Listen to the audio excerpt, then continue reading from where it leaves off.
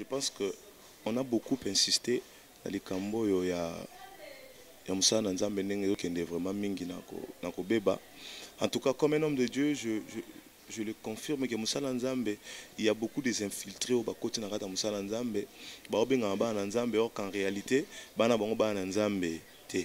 Alors je voulais conseiller na moi Nzambe mon kazo yo kanga, ya nanga, avo pesa mutu confiance, il faut yebaye. Et il y a beaucoup de gens au vent et belé et au salama makasi. Il y a quoi abandonner ensemble pour aller dans d'autres ensembles parce que kuna miracle parce que kuna ligoro parce que kuna ngungi azobima parce que kuna il y a des miracles qui se font. Je voulais confirmer ou kondeko kolobana bandeko mo baotalanga moi nzai moko otalanga kokima église te. Je t'encourage de ne pas abandonner ton église même si le miracle que tu es en train d'attendre est oumela dans une salamité yaya oumela parce que la Bible nous recommande de ne pas abandonner nos assemblées. Yaya oumela bisika ozali miracle les pasteurs te mutasala rango miracle les nzambe mutu asala kayango mais ce que je sais na kolobana ba na nzambe zaboy il y a beaucoup de appelés mais pédéli pédéli ba eli ba pona mibaza muke mais conseil na ko pesa na bato bana poto na bato beli bolika na ba internet ce sont pas des hommes de 10 ans bato bana mo basali na nzambe te mais alatika poso za musali na nzambe et ozobenga ye ça passer no ba prière mais ce n'est pas un homme de Dieu en réalité en vérité. Mais l'air au monde en réalité, c'est un homme de Dieu. Alors je conseille na bandeko belé, zala convaincu na muto linko benga. Zala convaincu na muto linko étaler vie na yo et pas na ye. Parce que na kinto monde ba pasteur belé sont de PD, ba pasteur belé, ce sont des gens autrement na ba mission, donc na katsote ozo confirmer loro. Tozo solo là. Frère Yannick tozo solo là. Et ça pas makambo de déranger ba na nzambe. Obeti li solo ya vieux prophète a un jour jeune prophète na erreur. Ouais, dans la Bible et tout, dans la Bible biblique. Ah d'accord, ok. Est-ce que le soleil va pasteur va comme va pédé? Parce que les camboyo, to yoki yango trop, le tengo a confirmation. Ce sont des choses vraies. Je ne confirme pas que bandeko wana c'est la confirmation en version na yo to ba serment ka la pesa ba comme sous ngana bien ngote na yo ki pa na yo, mais je l'admets quand même que ce qui est vrai, marambo kisi, marambo belé et continue à l'église Nzambe. Pourquoi? Parce que tout tambolaka tout kendara robeta na ba église belé tout le monde a ba réalité belé au monde que o eza Nzambe o eza Nzambe te, ça se voit. Alors na milieu chrétien, si je peux dire oui, parce que nazana nos témoins oculaires ya liomo et salama nzemo nanga moko le na studio nzemo nanga zo beta nzemo na noyemba barabas à l'époque le to na ndeko wana et beta na studio ndeko mo akoti bana ebité so ka chanteur ou comment ndeko na le rakoti ayoka nzembo ayoka bi bandeko boyembi mais nzembo yo ezanga ka eloko moko so ka bakoli yango eloko moko papa esili mati. Alors le gwanga na mutu mo na yoka kana nga de fois tanso na yoki to mesani ko kamba bato belé elle ka monta so yoki yango sa loko lekisi na yoki yango me na beti kara na zwinde ko bandeko na zakina mona misi mo libanda. Pourquoi? Parce que la foi vient de ce qu'on attend. De la parole de Dieu. Alors, ce qu'on attend, on a Bible précisé, vient de la parole de Dieu pour nous obliger d'attendre, d'écouter que la parole de Dieu pour que notre foi soit augmentée. Mais mutu pas que augmenter foi na yo na ndenge moko négatif na maloba ya mabe. Hein papa, tu es d'accord avec moi? Alors, les na yo ki bo na misi bande ko libanda. Même nzembo na tobeta o dajanage. Na obete yango pa bande ko moko na oyo kango na auditionner ngo pa bande ko moko na ba flebele. Papa moko utaki boma chauffeur à ba grand car ayo kinzembo bisinga oyemba bien. Petit na memi yo ka place wana. Ici les petits, j'ai changé. La musique chrétienne soko bimate et pas pasteur belos en considération te. Je me souviens papa na beta consto beta musique mon matanga moko to bandi matanga ko beta 14h ndeti matanga bimile le corps et bimile l'autre bandi ko beta 14h si 14h ya lobby wana boyemba kaka mais chanteuse moko ayebana na mboka aya abeta ne kaka 3 nzembo papa ba pesa e plus de $600 to $300 mais biso to beta na to sisi ko beta na 1000 francs congolais na 1000 francs congolais. Alors difficulté natanga non mbongo te mais ba difficulté o ezala ka peut-être msuzo bi ko sala nzambo wana jeune nzoto pezo senga makambo belé makambo belé bito senga nzoto to senga makambo belé ba jeune bandeko no le komona bandeko belé ozana bango ba jeune ozaki na bango ba otambo na bandenge moko boye o peut-être nzoto yesepela nango mais yo c'est privé na makambo wana nyonso ce sont des difficultés to kutana nango pour kolanda olanda nzambe olanda chemin moko ba difficulté poni na to loba wana ya finance na musala o ya nzambe so finance ezate papa nanga pourquoi parce que l'évangile est gratuit mais pour faire l'évangélisation il fait senga mbongo pourquoi ta studio senga mbongo. Pour ça, moi je me souviens, à un téléphone, les téléphone, oui, dans studio travailler, et c'est une place où il faut guitare kota. Mais bon, la guitare est zate. Na zup na si ma téléphone, na longoli, na pesi ingénieur téléphone, pesa mutobeta. Mosika na yoli baby yeswe penena yo elonga. Mosika na yoli baby. Pena yesu ndelonga ezali gege afula nete pona koma place ozako. Le savoir-faire est une identité. De par sa grandeur, World Reflection vous offre plusieurs services de haute qualité afin de concrétiser vos rêves. Reportage caméra, shooting pour vos manifestations, fêtes de mariage, d'anniversaire, funérailles et autres. Il vous propose aussi les animateurs ou maîtres de cérémonie pour vos événements. Les artistes, vous n'êtes pas oubliés. World Reflection assure en vidéo la production des séries télévisées et des clips de haute qualité aux normes internationales. World Reflection, best of the best website in the world. Masia kumisama pona maso salelingai na pesa yo nini mokonzi na ngai dash anaje yanonanga yo oyanolaka mituna na ngai na umela tango molai na kati ya kolela kati na likambo nanga yeso yanolaki ngai yeso Yesu nanga olongoli nga loboko na litama nga moto nakolela opesi nga esengwa libela nga moto na pasi olongola pasi ya obikisa ngai masiya nanga kumama Yesu nanga Yesu nanga olongoli nga loboko na litama nga moto nakolela opesi nga esengwa libela nga moto na pasi olongola pasi ya obikisa ngai na loyembo ya yana ngai nazoyemba kumama yawe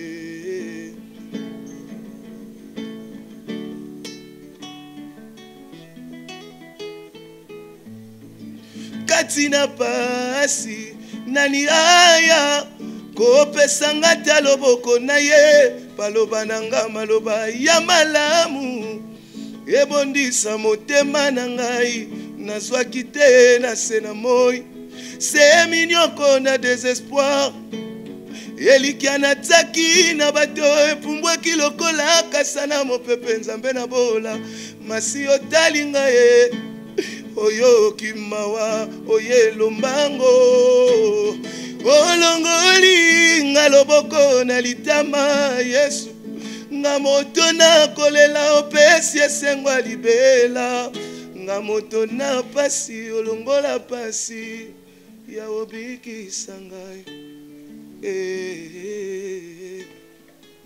kumama. Voilà, merci très chers aux internautes. Vous avez bien compris, les Loto Yambi, frère Yannick Ngonde, avec lui, Tokomeka Kosolola sur sa carrière et puis son album Bouti Bongo Koyoka, l'une de ses chansons, où ils allaient vraiment très édifiants. Sans plus tarder, on commence avec l'une des co. Bonjour.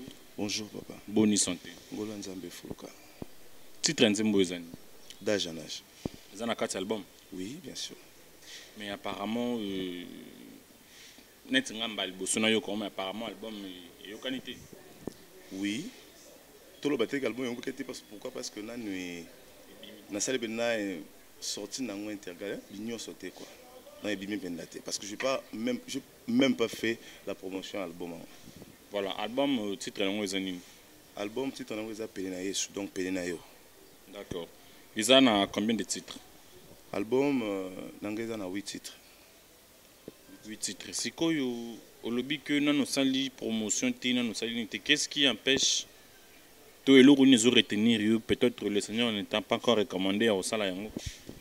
Bon, le problème est que na problème na producteur nanga na débit to banda bien parce que na banda album nanga moko ko sala album ngamoko et puis à un moment donné na producteur maintenant producteur et simba qui penzate parce que ça moi pour moi muke kaka je pense que n'expliquant on ba les belé bande rebelle ba ebi et ça que tout se séparé donc yango sala que na sala na promotion té mais banzembo musu na kata album na banda promotion nango déjà mais c'est là que na boutissa té na promotion pourquoi parce que mbongo finance ils a quitté yebika ba chaîne qui il faut promotion et tout comme ça. Voilà, mais ce qui est le producteur à mon ami en passant je salue celui qu'on appelle le cerveau central de Thierry Mabosso. Ce qui est là c'est décidé à tcha la main dans la pâte pour produire l'album dans les conditions. Bon, le gars a premier album ba condition vraiment ils a ébelleté. Sauf que condition dans les bossos ils a assuré promotion à 100%. Non seulement quand on a internet, mais assuré promotion parce que tout commence par ici. Je suis un artiste à Congo, donc il doit d'abord commencer la promotion dans Nakine. Ah, on a une chaîne à TV et puis il y a on a ko assuré nga ka on a ba plateforme nyonso. Il y a téléchargement et ça va et puis tout cela. Mon monsieur Tikali on a ba 4. Voilà, en tout cas merci à Toto. Tiens, moi pose dans l'isolo et l'album. Tout sur un peu sur carrière musicale. Ça fait combien de temps au bandi musique? Donc, j'ai commencé la musique tout petit. Dans la bande musique na chorale. Chorale monko si j'ai une bonne mémoire, kombo nango ezalaka nazo bossa na kombo nango, il faut réfléchir et belé. La bande musique na chorale, moi et mon frère que je salue à passant à Rongonde, on a commencé na chorale et après chorale na fana ina ndako jusqu'à ce que une y a ba musicien nanga y a ba musicien ya père ya papa Denis a mona kinga yoka nga nazo yemba aza kutu musicien te maza ingénieur junior na ebité so aza so na mboka nini ye muta encourageant nga parce que mais na belle voix et puis kutu père mon que mon na belle voix parce que on avait l'habitude na rata ndako to répéter na bandeko lokolo bandeko nanga bazaki déjà na pas ba yemba nzembo ya iyo et kangaki déjà to lobaki à l'époque alors nando ko zo chance ya retravailler na bango de travailler le quand on a rendu temps na ina soka yé mto ko tsanga ba première ni na la guitare et c'est comme ça que papa na frère Ray a sunga inga ya bina no kindulu ke église moko bana ko travailler voilà yo alors so travailler voir et ça la kokoma quelque part un jour et na aucun conseil ni na qui ko se réfugier ko travailler na église moko le chemin et ça na matongé quelque part parce qu'à l'époque on doit fanda na matongé et là na mando travailler wana pasteur ana ko tuna début azolo balanga yo ana voix biscuit pourquoi parce que ngaso na oyemba ngana ko banda donc on a yeba ino musique té donc nako donc il faut na banda ko yemba pour instrument la ndinga na sima donc ngaso ba obeta na difficulté au côté parce que na yeba au côté na gamme té alors na moment wana pasteur ana balanga wana voix biscuit pourquoi parce que ngana yemba ka banzembo adoration so na oyemba na église ba tu faut balela voilà nga mawa parce que yeli ngi ba musique a chaud nabo kutanga komone alingi ba musique ya show makasi donc ba musique ya show wana kwanga na ndobeta banzembo adoration banzembo père adoration et au sala que abalanga yo ana voix biscuit mais il y avait une chose qui m'avait encouragé l'air nazo yemba malgré tout pasteur on est ko tuka ko balanga ko na voix biscuit mais c'est to bimi na église ba grand chanteur wana mona ba botika bango boye pananga en tout cas papa oyemba bien sur oyemba en tout cas na ina problème boué na sentir na sambeli tango oyemba ce sont de paroles ce genre de paroles encourageant pour comprendre que j'ai quelque chose à moi au sengeli na cultivant et c'est comme ça après wana un de mes frères aussi a rejoint qui nous travaillait pas apôtre des baba donc on a travaillé na de fin apôtre des baba père voilà wana ezaki na baneni bon et pas apôtre des baba ngana na 2003 ça combien de temps et pas apôtre des baba donc durant l'église ne bandit et bandit 2002 dans d'autres travailler dans l'église l'église m'a dit 2002 ti 2009 ou 10 8 comme ça hein, 2009 10 comme ça on a travaillé dans apôtre des baba non depuis 2003 ti 2006 na travailler porte de baba mais nzambe osa aya ko fungolanga porte moko na ko mo travailler na bande ko mo boto zo ki to sangisa ki na kata église to comment ko travailler moi hein musique indépendant pour faire perfectionner bah grâce au toi na ya musique quand la musique à recherche to ko moi mo panzi mais ngam na ne mo kambila ndé ko kamba ndé ko wana pourquoi parce que maman bande ko wana découvrir talent mon na kata na kata la composition parce que nando composer banzembo bien. Alors, c'est pas un nzembo na mon bois pesenga ba ne pour que na quatre bango maman wana à l'époque on a soutenu plutôt ça l'album na base 2016 ou 2006 wana 2006 2017. Alors, c'est comme ça que j'étais parti. Là na bandi ko travailler na on a juste na comme ko fungola siko likanisi na que no likambo na ngo na ko agrandir ngo pe comme munene. Donc, grâce au nango peuple de peut profiter nango.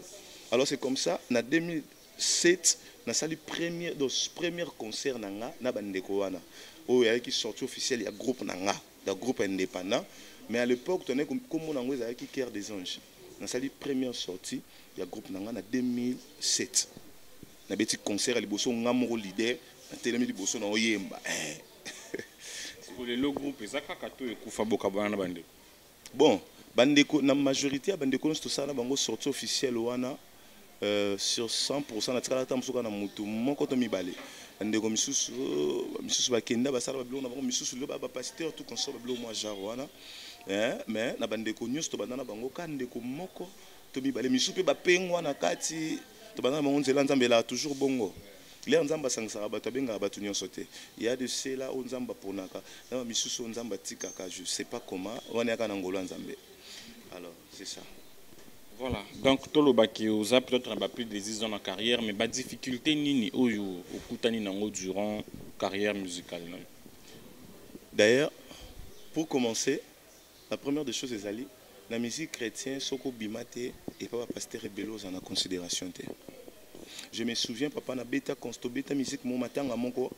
To bandi matin à beta 14h. Ndeti matin ke bimile le corps et bimile l'autre bandi ko beta 14h. Si 14h il y a lobby wana boyemba kaka mais chanteuse moko yebana na mboka aya abitane kaka 3 nzembo papa ba pesa y plus de $600 to $300 mais biso to beta là to 6 ko beta na 1000 francs congolais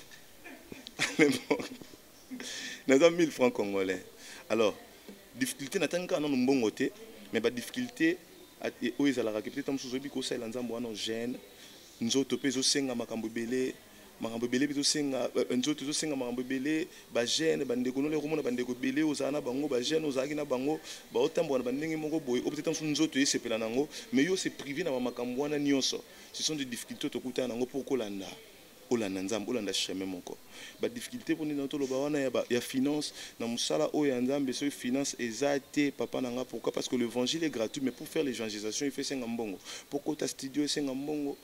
Pour ça, moi je me souviens à teka ba téléphone nanga mbale belé téléphone oui pendant studio travailler boye et single place moi il faut guitare kota mais bon guitare ezate na zup na sima téléphone nanga na longoli na pesi ingénieur téléphone pesa mutobeta beaucoup de fois donc ngali bosso ba bebe nga naza instable na likambo tali communication pourquoi parce qu'à chaque fois nando ko se retrouver na studio fona so sim na téléphone nanga na kabata ba so melinga téléphone nanga ko fona pesa pourquoi parce que nana posa kaka na sanini musali salama. Beaucoup de fois. Au moins, tant que vous bandeko beau répéter dans Moussala, bandeko Moussala, baza trop exigeant. Pour bêter, il faut qu'on paye un bon transport. Pour bêter, il faut qu'on parce qu'il y a déjà maestro. Ce sont des difficultés. Autour de on a dans Moussala Nzambo. Autour de on a ngoti lelo. Parce que toi, dans le beau comme moko, muto sunga azate. Donc c'est un peu comme ça. Musique chrétienne, je pense que les journalistes, bien que la musique chrétienne a kin awa, ce qui n'a pas banité, il y a des difficultés. Tout le monde attend que ces produits placement, ou il n'a pas batu. Mais les gars aussi si vous bêta boué, parce que tant sous temps accueilli. Vous savez les binômes moko, vous êtes tant sous bufanda la musique à boire na lembe faut na bazonga. Tant sous ko bêta makolo, banda lemba tinda. Beaucoup de fois. Donc, oh et ça là que yo moko déjà les rock production, malgré tout ba bengisio. Bah obligé au foutre le transport mais yo moko faut ça na mbongo na poche pourquoi parce que o ego yate moi je me souviens avec ça na Brazzaville na kenda weta na Brazzaville boye na sola na batu na kenda série ya batu to ke Brazzaville to ke yemba chanteuse mon corps papa na se retrouva na bande comme ça na se retrouva que boké kuna mutabenga kiyo atinde no transport mais numéro akangi bo se retrouver na Brazzaville sans mon kozonga ce que ça qui na ba famille au peut-être on se pas ko sungate papa ba difficulté ce sont des difficultés que na musala c'est ça. Vraiment, parlons un peu de la musique chrétienne, les chantres chrétiens Baza et Belé.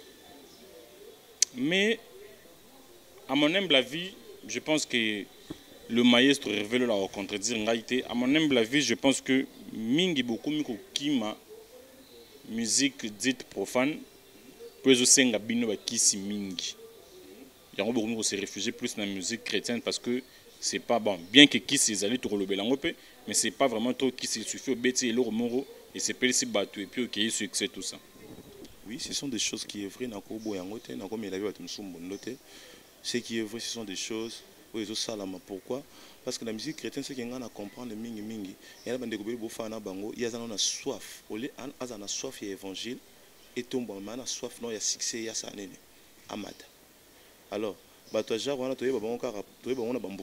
caractère, au moins un chanteur qui est tout à fait païen. Donc ce rôle pourquoi et le caliboso au moins chante à zoemba na kata église ya Nzambe na temps na moment yemba maman te abimi. Est-ce que muto akobima na ma parole c'est un chrétien? C'est pas un chrétien. Alors muto aza chrétien et dans muto a bi valeur ya parole. Nga ba tabongo na ba bango déjà na ba culture na faino na culture na moni na ma parole obimi na moni toi tu es un païen. Parce que liloba na Nzambe so réjouir sika na mutema muto sa nzembo malamu te. Et Bibézolo Baboué, l'heure vient où il est déjà là, où les vrais adorateurs adorent le Père en esprit et en vérité. Pour adorer le Père, il faut adorer le Père comment? Par l'esprit. Pourquoi? Parce que c'est l'esprit de Dieu qui sonde le Père.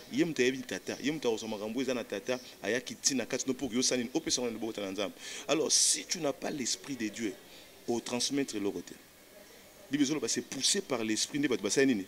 Baloba pour natina na Nzambe yango to mona bataka ya kawana na kata église na Nzambe mutu aza no converti ayebi Nzambe te mas adorateur na kata église a oyembela Nzambe parce que aza na belle voix pasteur aluka landele ta sele kir damte azwata ba quatre lois spirituelles ba enseignement à faire misima na kata église azuite mosuka mutu na bu aza élevé le kwa Nzambe azali Nzambe ngolu mutu a l'air aux élevé a commencé à scandale belé na kata musique. Ce sont des choses vraies qui se passent. Mais bon, on répondre à la question, mais sinon, on doit admettre que Bilo a bon ezalji. Parce que chanteur chrétien, mingi bozo salaba dégâts. Bozo salaba dégâts. Te bozo salaba dégâts. Bazo salaba dégâts. Longo ngati.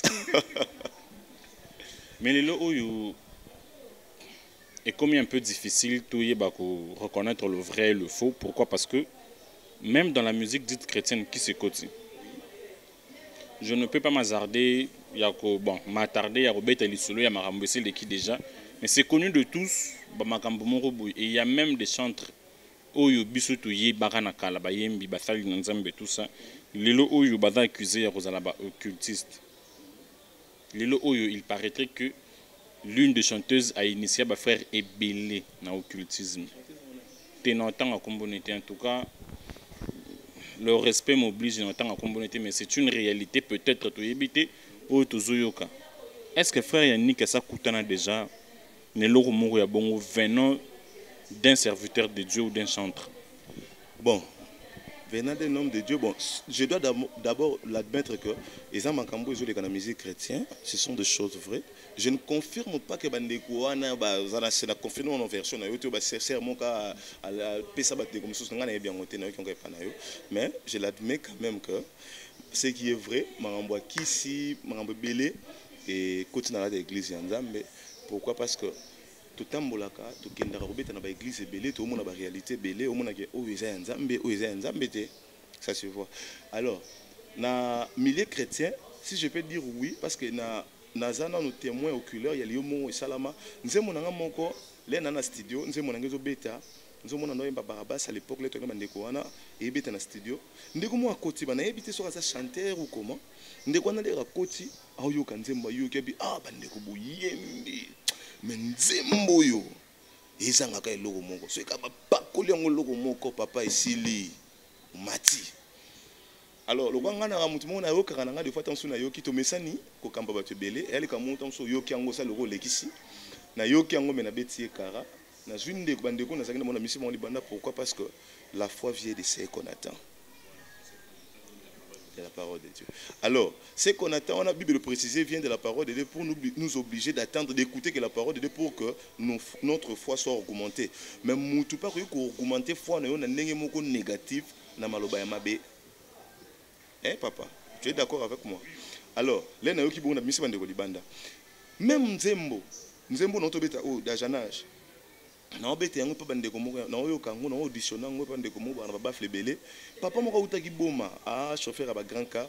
Ayo kinzembo bisinga oyemba bien attention na memi yo ka place wana ici les petits j'ai changé na ce qui n'aime singe na simba kisha makasi bondo kia makasi donc yesu ça kufa pona ngana na muto Alex soutien na famille ce qu'on Alexana hein donc c'est un peu comme ça voilà tout souffler un peu au secours qui ko c'est la biso moi nzembo moro pour la gloire de Dieu.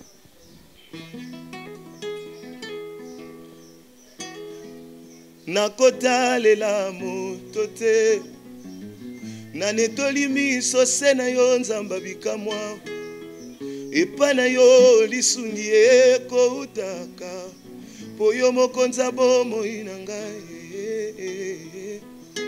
nakotalela moto te ngai nanetoli miso se na yo nzamba deningo nde aya epa na yo lisungi ekoutaka Poyo mokonza bomo inanga kolo batwa mokili batonda na lolende na bokotalela bango na kufa soni ngayeyo na taleli yo na beleli yo Yesu yonde nzambe nanga kolo nangai pene na yo elonga mosika na yo libebi Yesu penena yo elonga mosika na yo libebi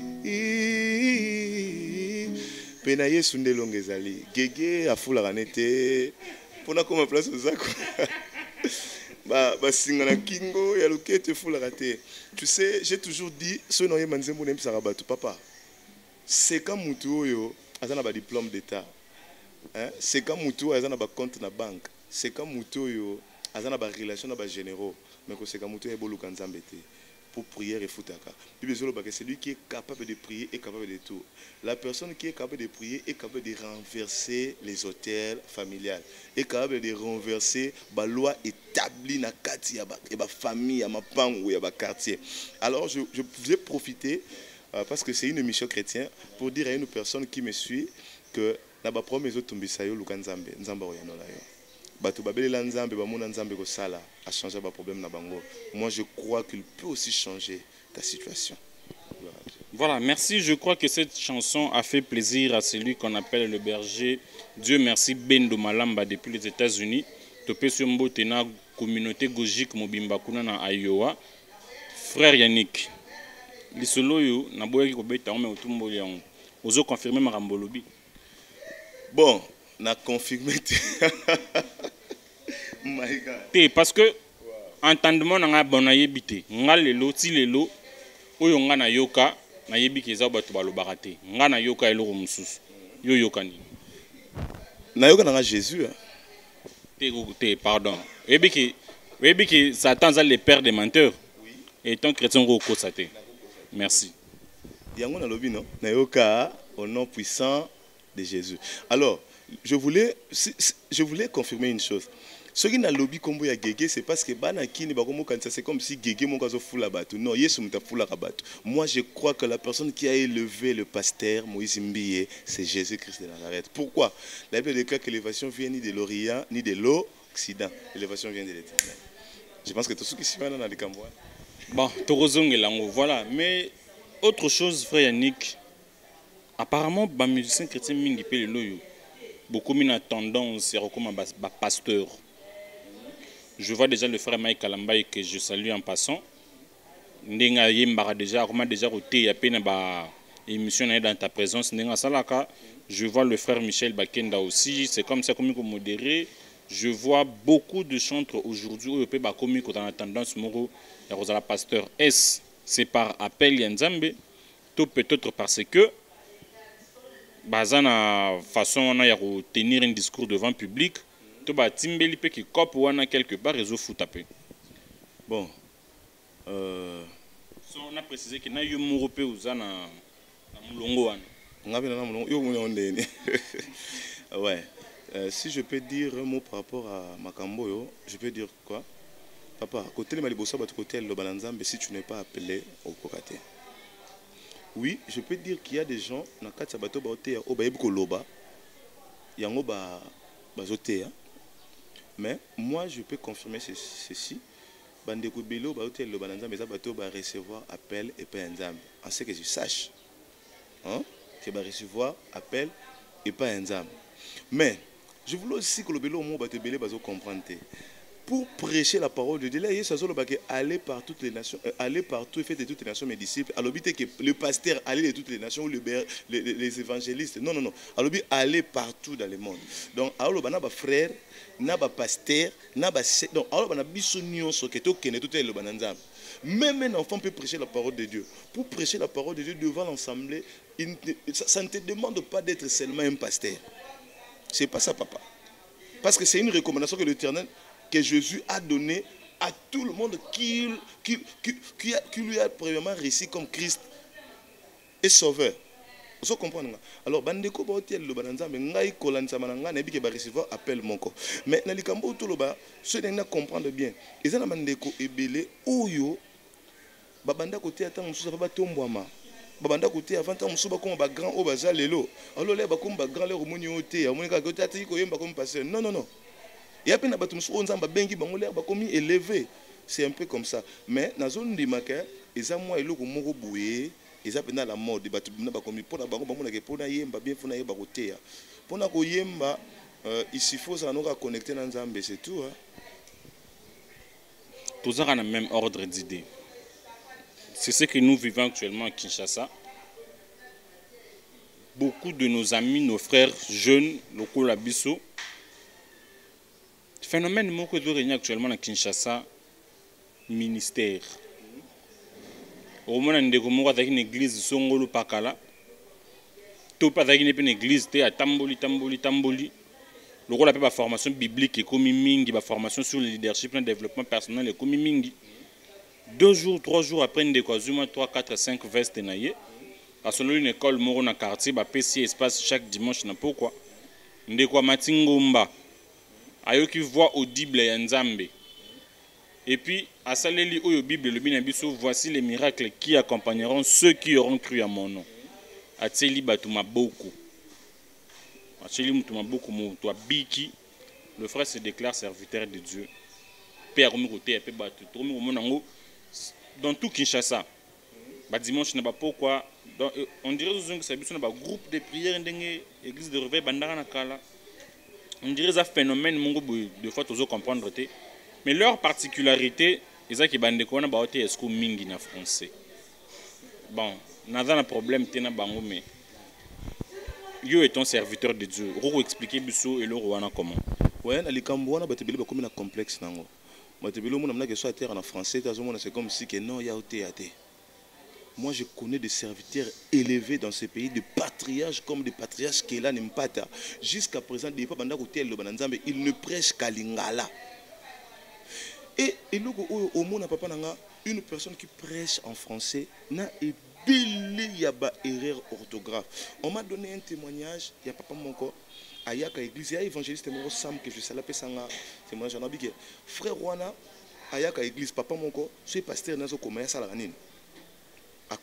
Papa pasteur alors un bonjour en pleine prédication nakata culte pasteur azobisa bandimi muni papa à chaque fois que yekita yaka na nini nakaina ya komaka l'air qu'il te sili papa na pousse frère on a beau courage papa on a poussé ni bossa pasteur un jeune papa on a papa ndé ya boinga komana maté até né oté ya ROT ya ngalo na komaka la ka ba forte d'autographe ba forte ya français ça nini olobaka yoka ebele oui c'est témoignage ba pesanga bayebisinga baloba na ngango tala ba erreur bando bisaye oyeke pour pasteur wana fanda ya partir à l'autre ya sous na français té pourquoi parce que ça na vent moko boye il faut té ya kaka na français bato ba accompagner papa pona côté na français et loko ya liboso mutu faza na souplicité ya koloba français na souplicité ya langue wana pour côté yango bien oku yeba no français papa mais soki on a liberté ena bato mususu mona o akoli aoloba français ti akoy mukolo aote ya bien na français parce que eloko wana ya na nzoto ekoti efandi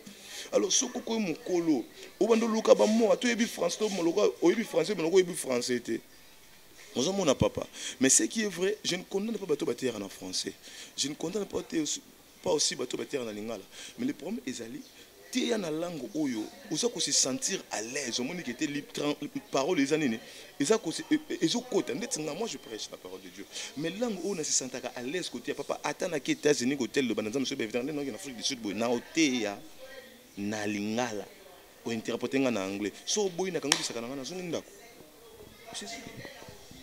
tout ce que la même ordre d'idée et puis bino ba jeune mingi le oyo bozo sala ba biloko na ba ministère au répondre ngate soza mabeto malamu na ba sa question mususu mingi beaucoup miko critiquer ba kuluto beaucoup tina musala eza mabeto malamu oui eza mabe makasi eza mabe oyebi bato bele ba comprendre lo bananza mete na makambo ya ko critiquer ba ene et utina li solo o ya jeune prophète na vieux prophète alors ba jeune ebele ba côté le ko na katalité le ko ba comprendre matin na nzambe te ba côté na kata mutono ma pour ko ba ki oso na kangami na vieux moko boye a otindi kangana mabe oui nous les reconnaissons que la Bible dit que le mauvais ami corrompt toujours baninga ya malamu alors le problème c'est quoi yeba nani oyo o kangama na ye oyeba nani o kangama na ye mais na globalité makamule ça na nzambe tu dois beaucoup de respect na ene na muto yo kuti na musala pour aller trop loin.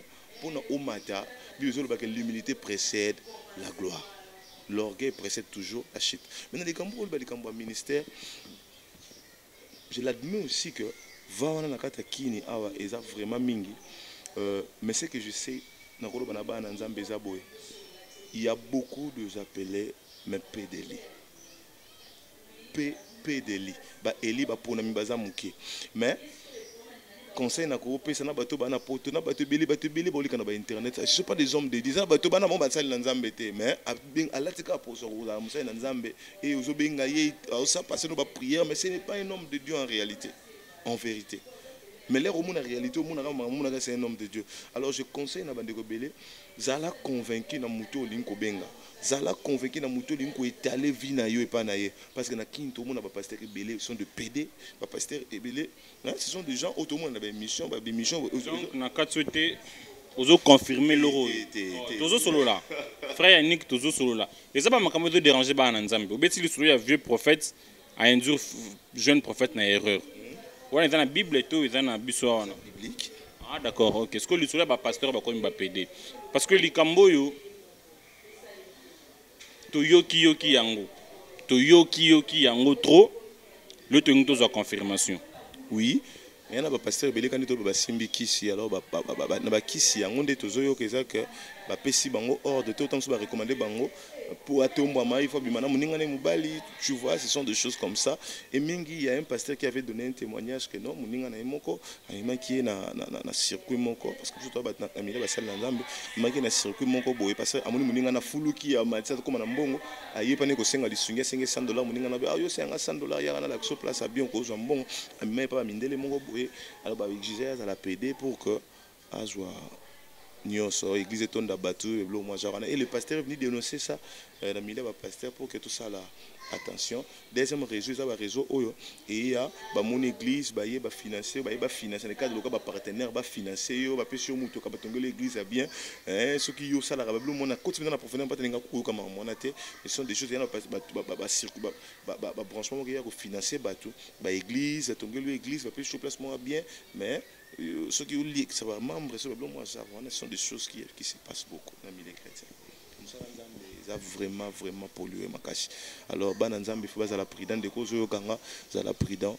Sur l'ingo benga muta sambela pour nous étaler problème na yo. En tout cas, je vous conseille avec tout l'amour que j'ai pour vous, pour l'amour que j'ai pour cette œuvre de Dieu, nengezo kende, ma bébé. yebana nozo étaler vie na yo pa na yebana nozo imposer maboko yebana na ensemble la pona yo. Tu dois être convaincu que l'homme de Dieu que je suis en train d'appeler, c'est vraiment un homme de Dieu. C'est ça. Tangela biso kumba pasteur moko oyo ete ndongo lobi déjà oyebi tangela biso kumba pasteur moko oyo yebi akomi PD na éviter. Mais lobi oyo ki ba témoignage na yo ki ba témoignage ko ka témoignage c'est pas na kata témoignage ba bisa mutu ke o mutu tel. Mais témoignage ba témoignaka na kati ne tonga otemi liboso otangi ndenge mo pio poto ebisanga ko na tuni komba ser wana bisinga te na biser wana te pour na respect, c'est ça. Ngana mna poser ba question yo répondre. Na tuni question te na lobi na rappelle non na cadre de respect. Voilà, tout souffler sous sumke obetela biso nzembo moko ça la bongo plaisir na le pasteur Apoka Songo depuis le Canada et toute la famille. Que Dieu vous bénisse. Osimbinga makasi pona kwea te liboso na banguna masi osalinga moto osimbinga makasi pona kwea te liboso na banguna masi osalinga moto bomoi nange simba mina yo nzambe na ngai kolo bomoi nange bomba mina yo bomoi na ngai bomoi nange simba mina yo Yesu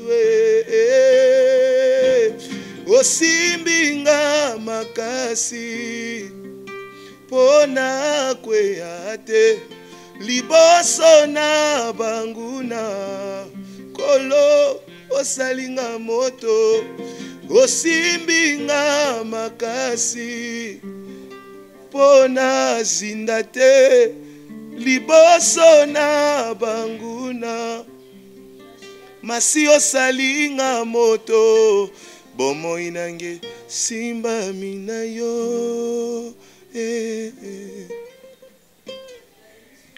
Voilà, j'espère que cela a fait plaisir à celui qu'on appelle le pasteur Apoka Songo depuis le Canada.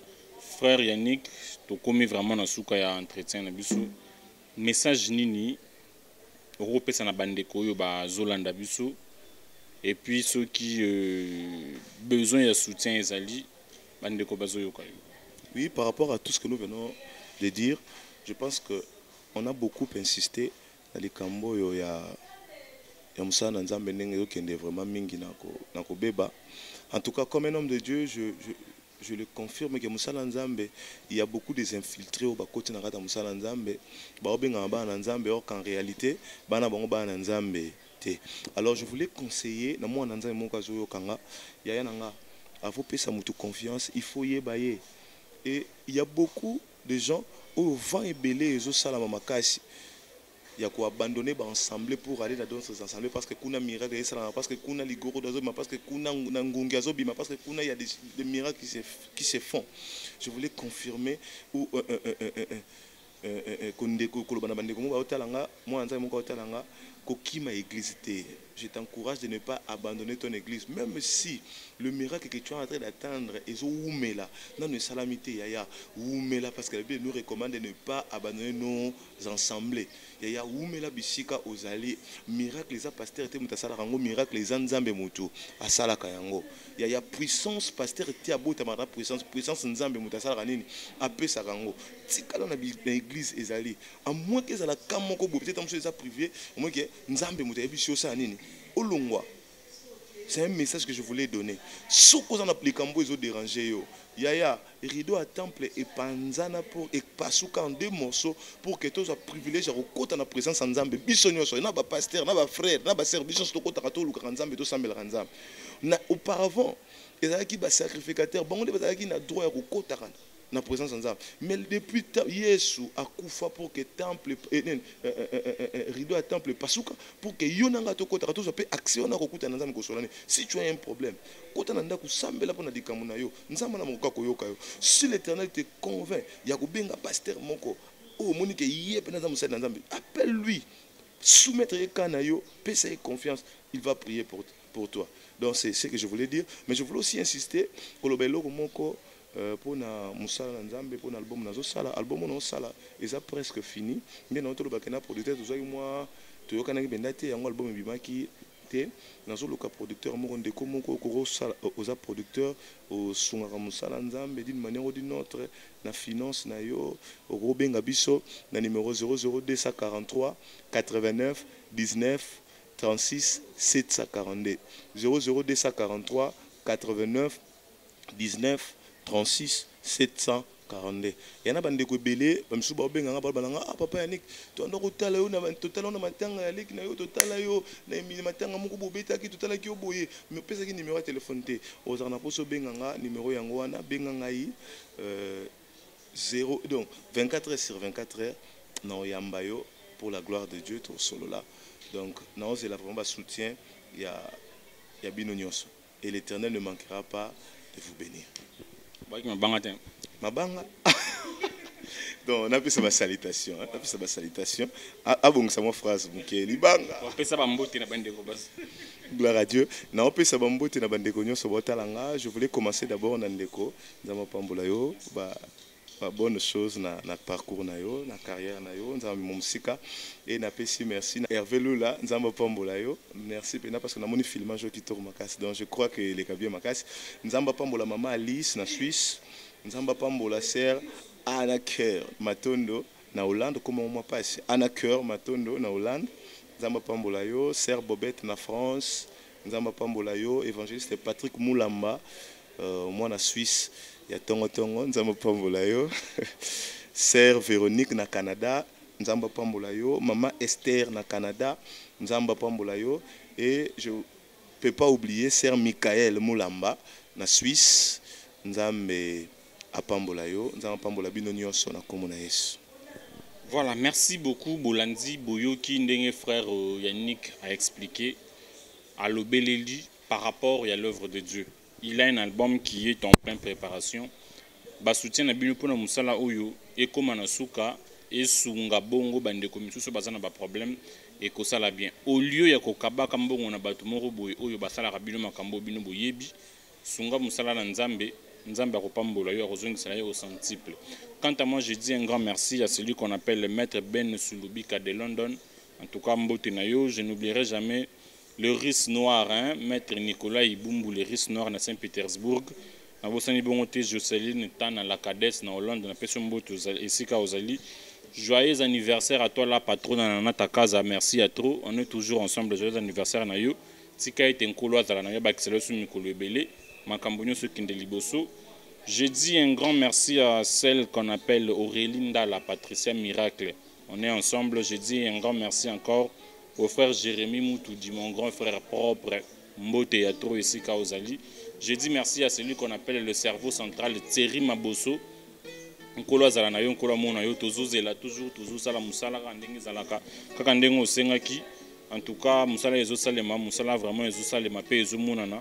Un grand merci à Hervé Lola. Quant à moi, je vous dis au revoir et on se retrouve à la prochaine. Ciao. Le savoir-faire est une identité. De par sa grandeur, World Reflection vous offre plusieurs services de haute qualité afin de concrétiser vos rêves. Reportage caméra, shooting pour vos manifestations, fêtes de mariage, d'anniversaire, funérailles et autres. Il vous propose aussi les animateurs ou maîtres de cérémonie pour vos événements. Les artistes, vous n'êtes pas oubliés. World Reflection assure en vidéo la production des séries télévisées et des clips de haute qualité aux normes internationales. World Reflection, best of the best website in the world.